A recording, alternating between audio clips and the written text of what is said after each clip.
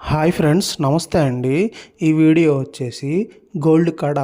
దీని వచ్చేసి wait 30 grams ఉందండి. దీని సైజ్ వచ్చేసి 210. దీని కాస్ట్ వచ్చేసరికి 916 హాల్మార్క్ గోల్డ్, గ్రాము ధర 8100 రూపాయలు. దాని ప్రకారం క్యాలిక్యులేట్ చేసుకుంటే 2,50,000 రూపాయలు అవుతుందండి దీని టోటల్ కాస్ట్.